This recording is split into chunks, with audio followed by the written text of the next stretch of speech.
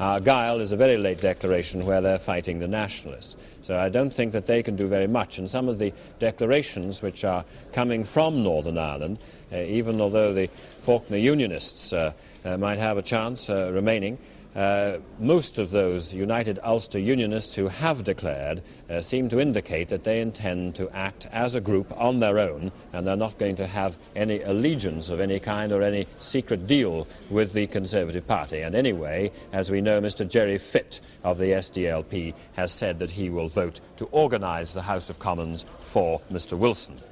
And here's a chance to look now at the men in the Labour Party who must confidently believe that they are coming back to office, even if it is only a minority office. Mr. Wilson, Mr. Callaghan, Mr. Crossland, Mr. Michael Foot, Roy Hattersley, Dennis Healey, Roy Jenkins, Robert Mellish, Fred Peart, Reg Prentice. All these great names from the Wilson government from 64 to 70, Merlin Rees, William Ross, Peter Shaw, Edward Short, Tony Wedgwood Ben back, although he had quite a fight, and Shirley Williams. And it's interesting to see whether Mr. Wilson feels that he can go along with that as is still his top team, or whether there's anybody who might drop out from that, might wish to drop out, or Mr. Wilson might wish to make a change. That could be difficult with a minority government. Now, Robin? Am I talking to my journalists or to Sir Michael Clapham? I'm a little... I'm sorry, I got a mistaken instruction, and after all this confusion at the top, it's not surprising. I don't mean at the top of the BBC, I mean at the top of our political scene. Gentlemen, we've been seeing, I've been watching those some of those shadow ministers come out of Transport House, Wedgwood Ben, Roy Jenkins, Dennis Healey and others, smiling. How do you see the new Labour cabinet if a minority cabinet is formed tonight or tomorrow? Alan Watkins? Well, I would think it would be what would go down in the press as a right-wing cabinet with a very high position for Michael Foot, who is a great totem figure and is a very nice man. What do you think he would have? Well, what I would like him to have, and what he might have, is Home Secretary, and he would be a very good Home Secretary indeed. But the more popular general view is that he would become Leader of the House of Commons and Lord President of the Council and also, that sort of thing. One eccentric suggestion is that he should renegotiate the European terms, but I don't pay very much attention to that. But you've never been averse to eccentric suggestions, have you? No, it's the stock and trade. Having read your column in the New Statesman for a long time, I can say that. Well, obviously, one thing Mr. Wilson's going to try and do is to have as broadly based cabinet as possible. So I don't think when you say a right-wing one, he will certainly try and bring in some left-wing. Well, he hasn't done it. Can I come back? Yes, well, just a moment. Yeah. And the other, the most important, interesting job, I think, is who is going to be the Secretary of State for Oil and Industry, because it's of critical importance to the country, and also, of course, of Labour Party's policy of nationalising or taking over part share. The name of Wedgwood Ben occurs to me off the cuff, or is that rather an obvious? Well, I would have thought of oil and industry, oil and energy. Well, they're separate. Yes, oil and energy. Yes. Harold Lever would be an admirable person with a great knowledge of the city, and I think he could take on the oil companies. Great advantage. Well, can I just say one thing first about our trio up there? That I know that to Alistair. What do you mean our trio? You're talking about Alistair, the Holy Trinity. No, I was talking about Alistair, that Holy Trinity up there. Alistair, Dave Button and so on. One thing they've been saying throughout is they're amazed. I know they cannot understand reticence in other people, but they've been saying throughout the disciplined silence of the Tories is amazing. Well, there's nothing amazing, I must say this, about a party which, having been defeated, doesn't want to talk about it. So I just want to get that in first. Now, going back to this joyful business of cabinet making, I would have thought there are certain posts which stand out as obvious. Reg Prentice to go to Labour, Shaw to Well, couldn't possibly do it. Well, it's a very obvious choice, and I would have thought Shaw for Europe. It would annoy so many people. I mean, that is the one post in which Harold Wilson would have to make an ostensibly left-wing appointment. I'm not saying he'd give the job to Eric Heffer. Who's going to negotiate with the miners? It wouldn't be Reg Prentice. Well, you know the Labour Party better than me, but I would have thought he was a choice who would have gone down well with the country and with the miners. No, I mean, when I said that it would be a right-wing cabinet, I didn't say it would be as right-wing as that, and I'm not. And I think Reg Prentice would get an important. Here is Mr. Harold Wilson now, coming from Transport House, and we can see him there. Perhaps we can take a little of him with Ron Hayward in the front, and where he's going, I'm not quite clear. and he looks very happy indeed. He hasn't yet, I think, got his formal coat on that last time in '64 he put on in the small room at Transport House, helped by the two detectives who joined him, Ted Short behind there. Of course, he won't go to Buckingham Palace until Mr. Heath has been to Buckingham Palace, if indeed he decides to go, rather than stay and meet the new Parliament. Now, go back to our cabinet making. What about the new Chancellor? We were discussing that earlier, but many people won't have had the advantage of your thoughts. Seriously, who do you think will be the new Chancellor? Denis Healey? I take the view Denis Healey will be. He's been shadowing it for some time. He's clearly been preparing himself for the job. It's a very urgent and immediate thing. There's a budget due within a month. There's negotiations with foreign bankers to be carried out over the loan that's needed to cover the massive balance of payments deficit. I think Mr. Wilson would be reluctant to put some other person in there at this moment. And Mr. Healey gives that impression of stability and solidity that bankers admire. Does he? Yes. How do you know? What do you know about bankers, Ian Waller? You're getting into the... Well, I have some delicate dealings with them on occasions. Have you? You mean your local bank manager about your overdraft? Yes.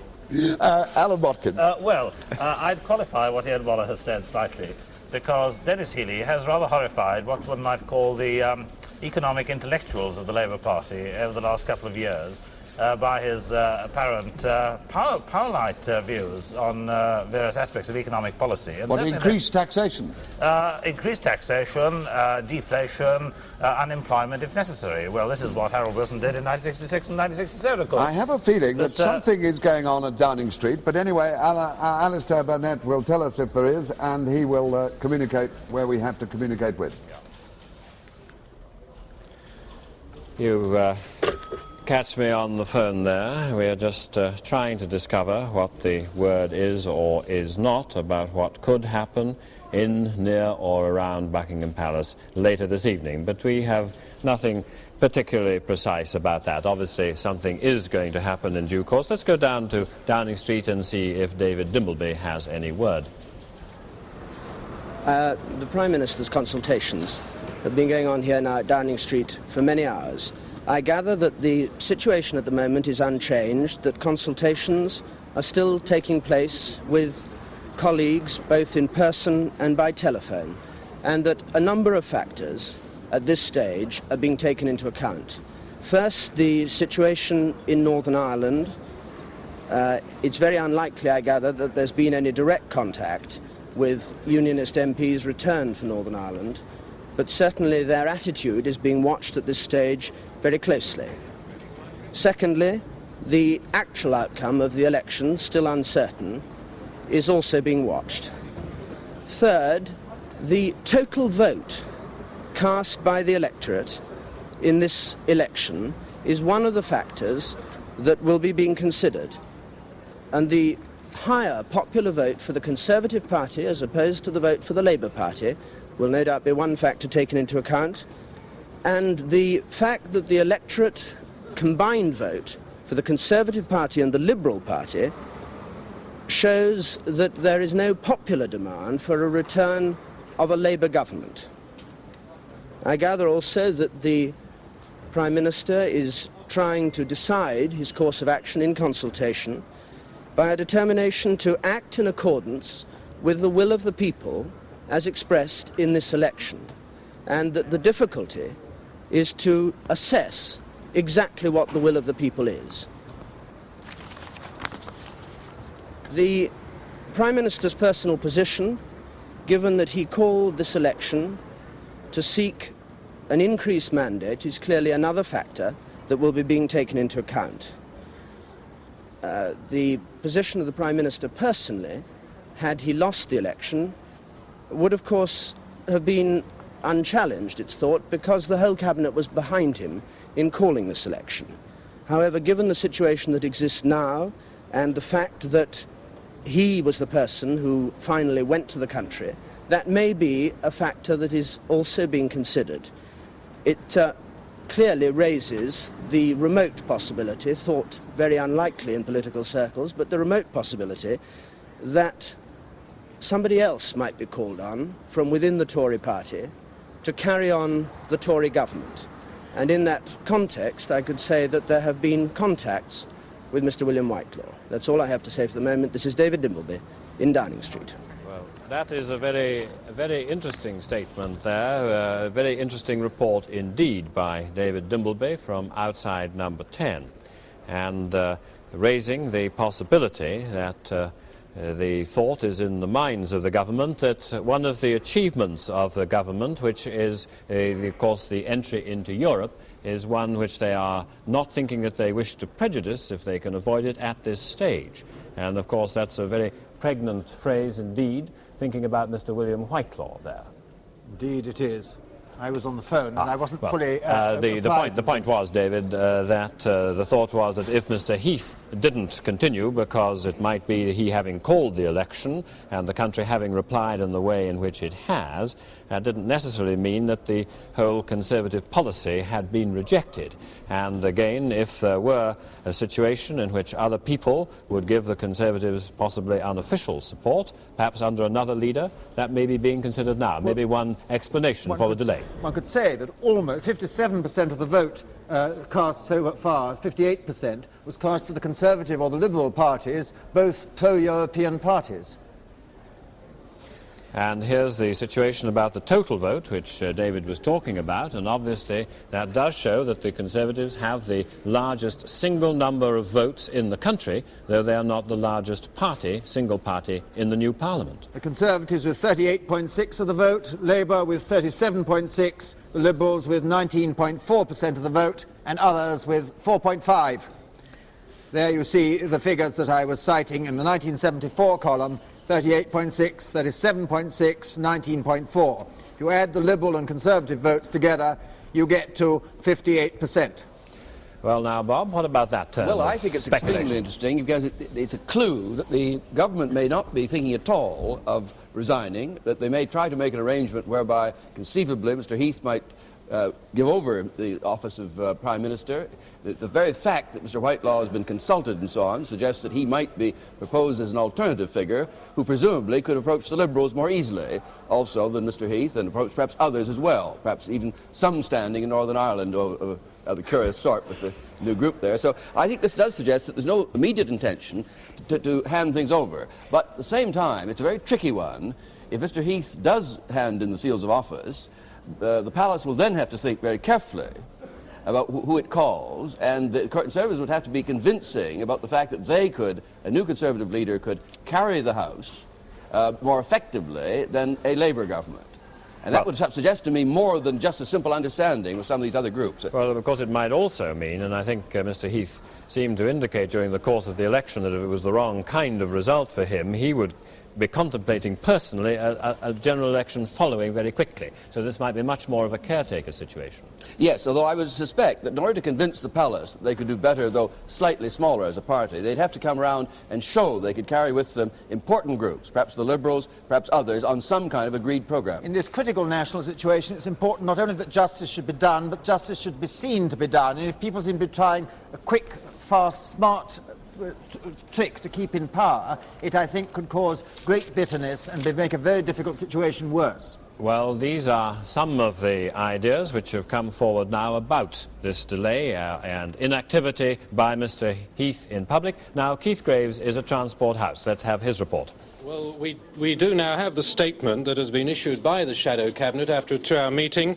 I'll read it to you in a moment so that you can assess it yourself, but what it does say is that in the circumstances that exist, the Labour Party is prepared to form a government and to submit its programme for the endorsement of Parliament. It's quite a lengthy statement. I will read it to you. It explains that Mr. Wilson met with his colleagues this afternoon. It says that they agreed that a matter of paramount importance for the nation was the need to form an immediate government which was prepared to deal decisively with the economic and industrial crisis facing the nation. It says that the Conservative government asked for an increased majority to continue their present policies. The electorate rejected their appeal. The Conservatives now lack any authority to give a lead to the country, a lead that it's seeking. The meeting was unanimous that urgent action should be taken to ensure that Britain has a cohesive government to deal with the present crisis. And in these circumstances, the Labour Party is prepared to form a government and to submit its programme for the endorsement of Parliament. And now back to the studio. There's the, well, I just wonder, Keith, now that's a statement, is that meant to jog somebody's elbow, do you suppose? Well, it's a statement which was issued, which was read out to us. Mr. Wilson himself avoided everyone waiting here. He slipped out the back upstairs and no one managed to get to him. The rest of the shadow cabinet all came out. They were all smiling and all looking very cheerful, all cracking jokes. And once again, Mr. Wilson's obviously spoken to them. No one was prepared to say a word. I do think, however, if you could stay with us 1 second, I can see a lot of activity. I do believe that perhaps Mr. Wilson himself is appearing. There's a lot of pushing and shoving and flashing of cameras. It is Mr. Wilson. We'll certainly wait. He's trying to get into a lift. I don't know whether we'll get to him. Mr. Wilson, are you prepared to enlarge at all on the statement? No, the statement speaks for itself. Have you got it? Yes, we have. You're quite confident that you can form a government, presumably? The statement speaks for itself. Mr. Wilson, if you were...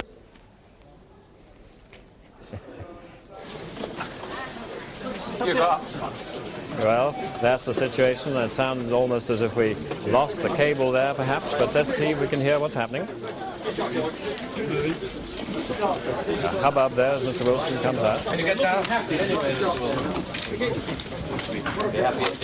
Mr. Wilson there. Sleeping tonight,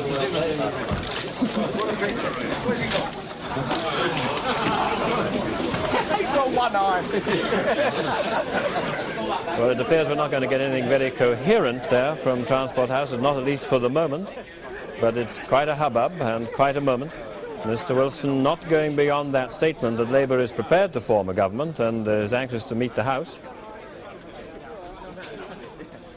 Well, as you saw there, Mr. Wilson is looking amidst all the chaos. To Mr. Heath. So he himself is not saying anything more than the statement. And that is what we have to be content with at this particular time, saying no more than the statement that Keith Graves read out. But plainly that does nothing other than bring in speculation about what is happening. Bob? Seems to me if the Tories end up with 3 seats less than Labour, as they have at the moment, then to convince the palace that they have the right to carry on, they would have to be able to show they had an understanding that was much firmer than anything Labour had been able to show for support in the House. And if they could say we have an assurance of 318 plus in the House, then the palace would be justified in choosing a minority party that could command a majority in the House. If the other way around, then I think if they've got nothing more than Labour has, except the determination to meet the House alone with no agreement, then I think the palace would be unjustified in taking the smaller party over the larger party. Well, let's just look at the state of the parties there. Conservatives, as Bob was saying, it is the smaller party in the number of seats, which is 5 fewer than Labour at this stage, although we are still waiting for some results to come in, some of them on a knife edge. And there's the Liberals with 11, and others, especially the Nationalists, there with 19. So, with apparently still the situation unresolved, here's an opportunity to go back and Robin to talk to some of our journalists. Gentlemen, in the last quarter of an hour we've had 2 important new developments. One, the indication via David Dimbleby from Number 10 that Mr. Heath is apparently considering the arguments for staying on. In particular, the fact that he and the Liberals together have 58% of the popular vote, which is much more than the Labour Party for their programme. And the second development is, of course, the statement by the Labour Party, which Mr. Wilson wouldn't enlarge on, that they are prepared to form a government and submit its programme for endorsement of Parliament. What is your comment on these 2 developments, Alan Watkins? Well, I think it's extremely serious. It does raise the whole position of the monarchy and indeed the future of our parliamentary system in a way which hasn't been seen so far today. And the Labour statement is perfectly clear and perfectly clean, if I may say so. That is that Wilson is prepared to form a government and meet Parliament as leader. Now, the Tory statement seems to imply... Well, it's not a Tory statement. Well, it's David Dimbleby's understanding from all right. sources not a million miles from Downing Street as to what may be going on. David Dimbleby's understanding seems to imply that Heath would be prepared to resign, hand over to someone else, possibly Whitelaw, and for Whitelaw to meet Parliament as Prime Minister. I don't think David Dimbleby said that. I think he said that Mr. Whitelaw had been consulted. He's got flu up in Cumberland. That doesn't necessarily indicate that that is what Mr. Heath is going to do. But if Mr. Heath were to resign and to try to hand over to another member of the Conservative cabinet... Now, what would be the constitutional position? Mr. Heath goes on this hypothesis, which doesn't sound very likely to me, but if that he were to go to the palace and say, Ma'am, I resign, and I, as your retiring Prime Minister, advise you to send for Mr. Whitelaw and see if he can form a government with Liberal support. I think that she would have to reject that But what would be the advantage of that? Because even if he did have Liberal support, they still haven't got an overall majority. No, but the implication is that because of all the others. Mr. Heath has suffered a personal defeat, that he recognises this, that Mr. Whitelaw, say, would be more able to command broad-based support in the new House of Commons. Now, this is a hypothesis. Not an overall majority. Not an overall majority, but he might be able to muddle through. But nevertheless, in my opinion, this would be a profoundly undemocratic procedure which the Queen couldn't possibly lend her name and her authority to. Well, I do certainly see there's some difficulties here, but I think if you don't get the normal assumptions, you've got to get, if you don't get the highest number of chips, but you say you're the winner, I think there's a public reaction against this, which clearly would be dangerous for the Conservative Party. The other thing which surprises me about the statement from David Dimbleby is it seems to me, though clear that Ted Heath has suffered a considerable personal rebuff in calling for a decisive majority and not getting one, it seems to me uncharacteristic of him as a man to say, well, now I think I'd better hand over to someone else. That doesn't sound to me like Ted Heath. There may be, of course, other people talking to the Prime Minister and giving him their counsel. Well, there may well be a palace revolution going on, I quite agree. Can I just ask you one point, which in the tight situation is very interesting? Who does Mr. Selwyn-Lloyd become Speaker? Do the Tories lose up one of their precious names, which is not a Tory anymore? Or does the Labour Party say, we respect parliamentary tradition and will you please stay on to save us putting one of our people in? Well, the Speaker remains in office. The Labour Party could, if they wished, replace him. He doesn't remain in office unless he's re-elected. Well, re-elected, yes. Yeah. But they could, if they wish, replace him. But obviously, with a majority of, in a minority government position, they wouldn't want to do that. But the second thing is that there is, I'm quite certain, no desire by the Labour Party or dissatisfaction by the Labour Party with Mr. Selwyn-Lloyd as a Speaker. But I think if we just go on to this other I'd like you to go on, but news comes before comment, and I want Keith Graves to tell us what more he's got from Transport House. Well, I think you perhaps lost us towards the end there as Mr. Wilson forced his way through the crush of reporters and photographers. He's now upstairs in his office. He did, in fact, refuse to enlarge on the statement, but one thing he did say, which is perhaps telling, he said with great emphasis, it was unanimous. 13 members of the Shadow Cabinet present. The 2 absentees, of course, couldn't get here because their counts were late in the day. But he stressed that it was unanimous. And when he was asked what he would do now if he was Mr. Heath, he thought for a moment and then he said, I know what I would do, but why don't you ask him? And that was all he would say. He's now gone upstairs to his office, looking, I must say, very relaxed and very cheerful, and admitting that he was feeling very cheerful. Andrew Alexander. Thank you, Keith Graves. Would you expect the statement by the Shadow Cabinet, so-called, though it's not technically that body, would you expect it to be anything but unanimous in this situation? No, I would be very surprised, astonished if it was anything but unanimous. But to come back to a point that's made, Mr. Heath is not, or whoever is the next Prime Minister, is not going to meet Parliament for, some 10 days yet. Now, in the present state of the economy, it is true to say that decisive action may be needed from day to day and hour from hour. And again, there's something slightly odd about this statement in the sense that I feel it unlikely that Ted Heath or someone would put up a position which would put the whole thing uncertain. Why do you think the statement from the Transport House did not say, we call on the government to resign?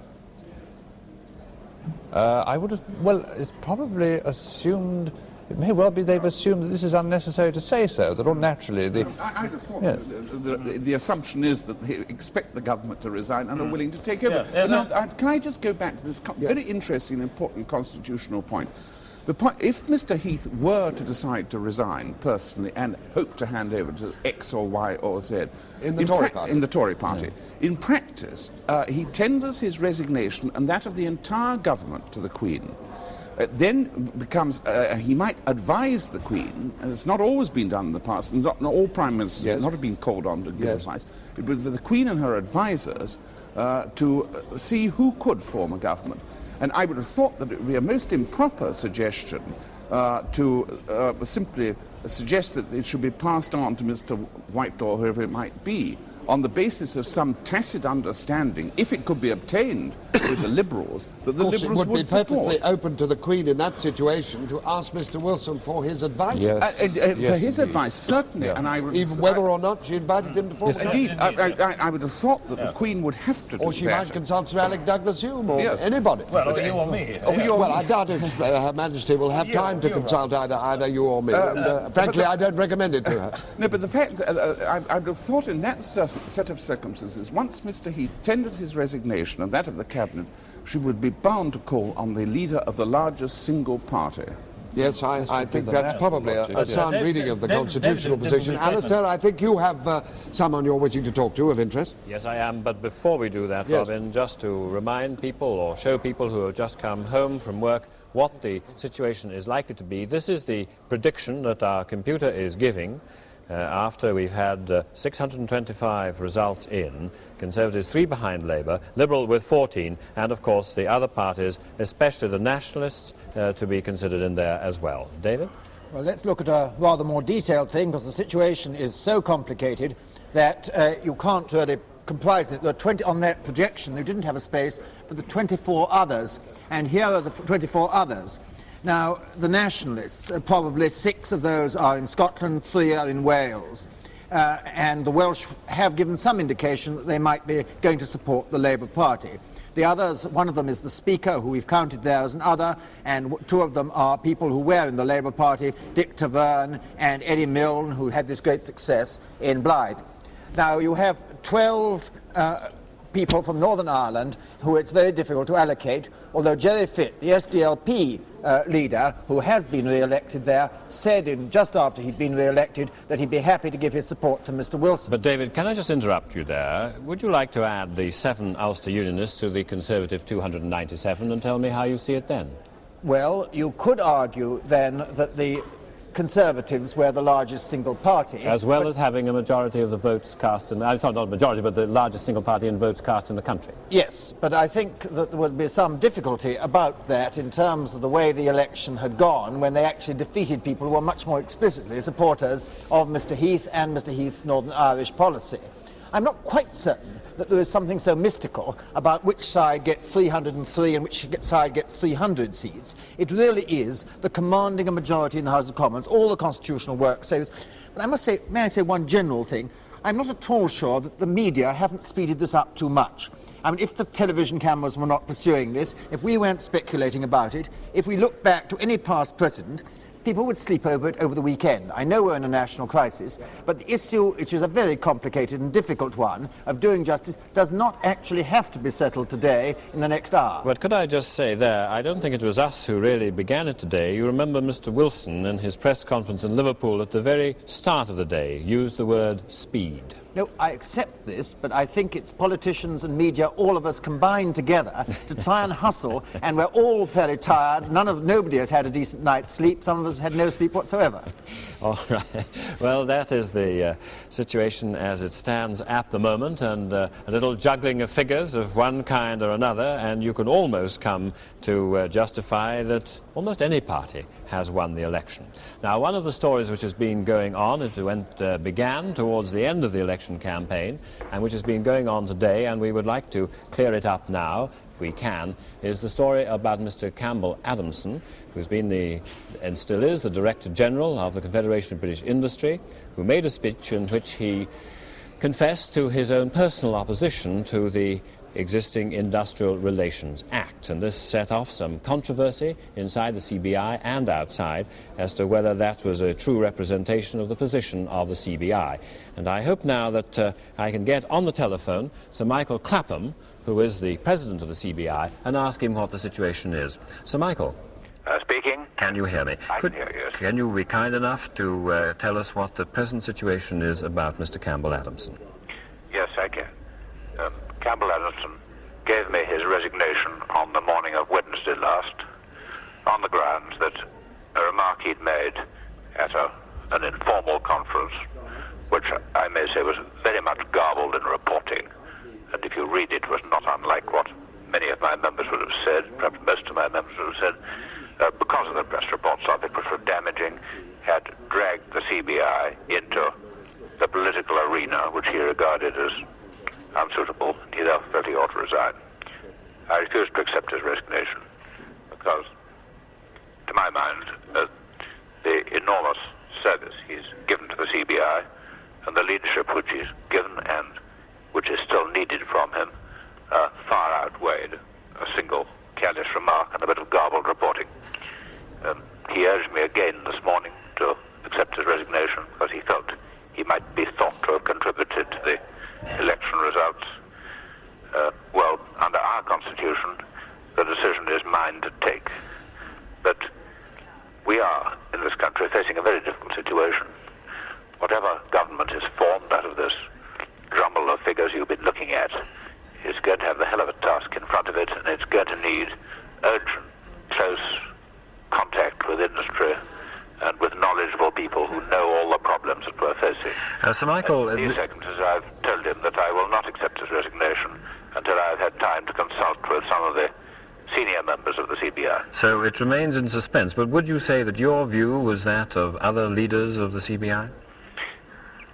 I can't consult my members if I tell them my own view beforehand. I'm afraid this can't go over in public.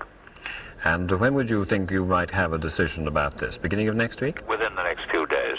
Thank you very much, Sir Michael. Thank you for clearing the story up. Goodbye. Bye. And that, I think, for the moment at any rate, clears up the situation of Mr. Campbell Adamson. A little look at the state of the parties now. It's just coming up to 5:30. If you've just come in from work and if you left us in the early hours of the morning, you'll see that this drawn election and what is developing into almost a stalemate political situation as well as a stalemate election is there. Conservatives 5 seats behind Labour, Liberals 11, others 19. 10 seats to come. And with Labour lead over Conservative 5 with 10 seats to come. And we are predicting the Liberals and others holding the balance. A very safe prediction now, I would suspect. Well, David Dimbleby came up with some very helpful information, very interesting information a short while ago. I wonder if he has any more for us outside number 10 Downing Street. David? Alistair, no, I don't at the moment have any more, though I'm hoping that perhaps fairly soon I should be able to give a bit more closer indication of what's going on. I don't have anything really to add, except to remind some of the people who were talking in the studio that I said it was unlikely that the Prime Minister would stand down in favour of another Tory. I said that contacts had been made with William Whitelaw, and just that it was my personal opinion that this clearly raised that possibility that he might do that. It is, I should stress, thought unlikely. I think the other thing, Alistair, which I'm sure you'll agree with, the most fascinating thing is that the Prime Minister is taking, it's said, is taking into account the popular vote, because if he's taking that into account, of course, all the remarks that Jeremy Thorpe has been making today are given enormous substance.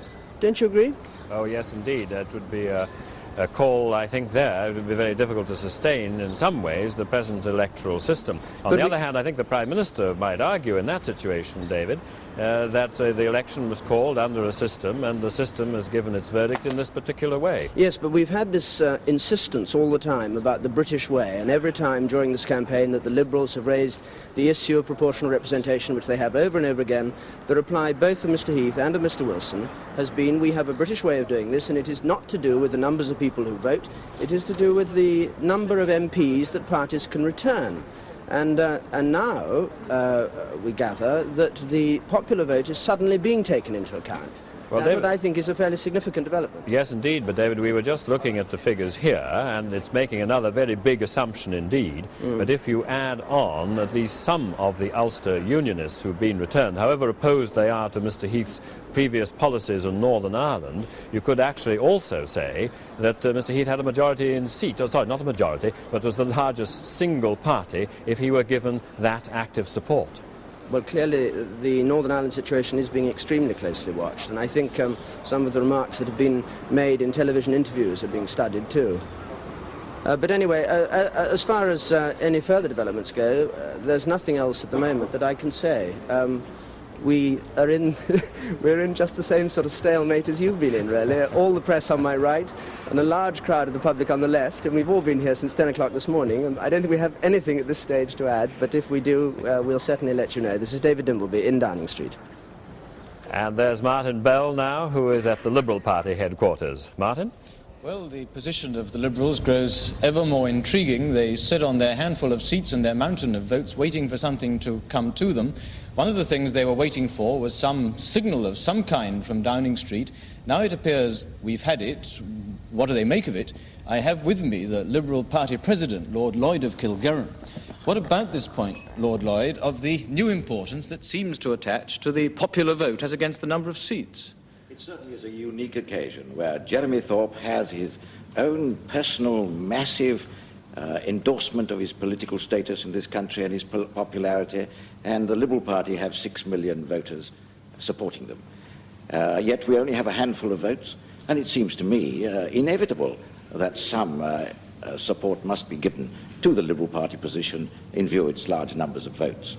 But where do you stand now? Are you put in the position of having to lean one way or the other? I don't think so, no. We shall be invited, no doubt. Jeremy Thorpe will be invited, no doubt, to make some observations. I don't know whether he has been invited to do anything in the last few hours. I haven't been in touch with him. Would you think that a measure of electoral reform would be the price that you would demand? Well, I'm not in a position to say that, but quite clearly justice really requires that there should be a measure of electoral reform at the present time. Whether Jeremy Thorpe will want to make that a condition of any cooperation, I don't know. But Jeremy, of course, has said on many occasions that he will cooperate in the interests of national unity and participation generally. Can you give us any indication which party you would Kidd Robert James, Northern Ireland Labour, 1,801. Kinnikin Charles Henry Grierson, Alliance, 12,559. Molyneux James Henry, Unionist, 48,203.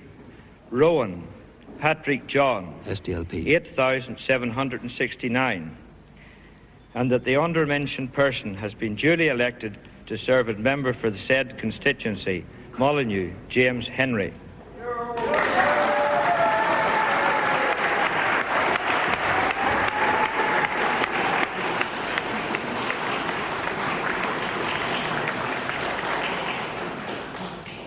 Mr. Returning Officer, ladies and gentlemen, on these occasions I always take the view that one is proposing a vote of thanks and one is not making a political speech, of which we've probably had rather too many in recent days. That's the biggest majority we've had in this election, the biggest majority in the United Kingdom, and here's the third United Unionist who actually had the Conservative whip in the last Parliament, and who one would presume on almost all issues would vote with a Conservative government should one be formed. Well, we interrupted Martin Bell's interview there at Liberal Party headquarters just to give you that result. James Molyneux returned in Antrim South. Let's go back again to Liberal headquarters. Lord Lloyd, you were sitting with me, and when we heard the Labour Party statement, what do you make of it? I think it was the inevitable statement that Mr. Harold Wilson would make on such an occasion. But what do you expect to come of it? He's merely said that he's prepared, as one would have expected him to say, that he's prepared to take over government. I think it would be helpful to know the Liberal Party's attitude if he were to do so. Well, Jeremy Thorpe has made it clear that as far as the Labour Party is concerned, there is some difficulty in regard to their attitude towards Europe. Jeremy this morning made it clear that if it was the policy of any party to break away entirely from Europe, then it would not be possible for the Liberal Party perhaps to cooperate in that way, unless there was a major change in the attitude of the European Economic Community itself. Or of the Liberal Party? Well, that's a matter for Jeremy Thorpe. The meeting of the Parliamentary Party that will take place on Monday. Thank you very much indeed. I think this reflects to some considerable extent on the personality of Mr. Heath, of the Prime Minister. It must be a great disappointment to him to have failed to win this election, particularly again with the opinion polls right up until the day of polling yesterday going his way. He's a man, I think, who seldom makes up his mind in a hurry. That may be one reason for the delay, if there isn't a very simple one which hasn't occurred to us. Secondly, I don't suppose that he is a man who puts into the discard very quickly some of the things which he believes are of historic importance. And plainly there, he does believe that Britain's entry into the European Economic Community is something that he believes should stick, and I don't suppose he would lightly put it at risk. And I imagine that if he is thinking along those lines, it would be a natural thought for him to suppose that if the Liberals were put on the spot, they might actually have to support him on that sort of issue if the House of Commons were to meet. And he was to try to continue as a government. Well, let's have a look now at what is giving Mr. Wilson encouragement and confidence, as we've seen him at Transport House. Here's the opening number of shots of the Labour successes there, and some of them are very interesting indeed. A fair number in Birmingham, as you can see, and one or two individual successes there, like Lanark. Mrs. Judith Hart has held on there, and these are some of the late ones which have come in. And so that's what gives Mr. Wilson the thought that he has the right to form the next government, but there is still hesitation and doubt, and nobody is able to say with any confidence just precisely what way Mr. Heath will jump. And here is what Mr. Heath may also have at the very back of his mind. These are seats which the Conservatives have done well in. They've taken Berwick and East Lothian from Labour. Norfolk North West, that's one that they might have not have held in 1970. Well, it was doubtful. And there's Leon Britton's success in Cleveland and Whitby. And in a drawn election, which perhaps is the way that the Conservatives are thinking of it, those are some consolation to the Conservatives. And now the Liberals, this is the disappointing list of their successes, but this is what they have done. Of course, Mr. Thorpe has held his own seat at the top of the list there, Devon North, and Mr. Cyril Smith in Rochdale. And one continues down through the list there, Clement Freud in the Isle of Ely, finishing at Roxburgh, Selkirk and Peebles, which has been very marginal indeed for Mr. David Steele. Very doubtful that he could have held it had it been a situation like 1970, a resounding win for him. And we still have to hear from Orkney and Inverness, two seats that returned Liberals in the last Parliament. And now a little look at the Plaid Cymru gains so far, Meirionydd and Carnarvon, but of course they still got their fingers crossed. There's a recount in Carmarthen. And here are the Scottish National gains, Dundee East, and perhaps I've been miscalling the successful Scottish nationalist there, Mr. Gordon Wilson. I'm sorry if I've got his name wrong. And I'll continue down through Banff, Murray and Nairn, Aberdeenshire East, and to George Still have Reid to hear from in Western Stirlingshire. Isles and Argyll, one that was held in the last Parliament, one that is thought a good Scottish national bet. And let's have a look at the United Ulster Unionist seats. These are the seats of Ulster Unionists who do not agree with the Sunningdale Agreement, but whose basic approach to life, if one also puts perhaps Europe and United Kingdom membership of the European Economic Community on one side, might be temperamentally and politically more prepared to support Mr. Heath or another Conservative leader than they would the Labour government. And we still have to hear from two seats in the west of the province. Alistair, listening to that all-important statement from Downing Street, one possibility hasn't really been pointed to yet. That is, the Tories may simply say to the Liberals, we offer you a coalition. You represent half as many people as we do in the country. You clearly have the right to 2 or 3 positions in the cabinet. We'll agree on a number of things, including possibly the Royal Commission on Proportional Representation, a whole series of matters. And then you see, automatically, they become the largest group in the new House, since they've made the alliance with the Liberals. Now, and then you see the further part of it could be this, that Heath forms the coalition, carries on with some understanding with minority groups in the House, and at a decent interval resigns in favour of Whitelaw. Well, that's quite a scenario. There's a possible scenario. That's a very remarkable scenario, but I don't think Mr. Heath is the man who's going to make up his mind very quickly to bring in proportional representation. Now, do you honestly? I'm sorry, a Royal Commission on Proportional Representation. Would you think the Liberals are the men to accept a Royal Commission on proportional representation? Well, they might be people to accept 3 cabinet offices. And after all, the NDP and the LDP in Germany has done exactly that. I wouldn't like to meet you at the top of the mountain where you showed me all the cities of this world. Let's go to Downing Street now. David? Well, there's the front door, and the police very much on guard.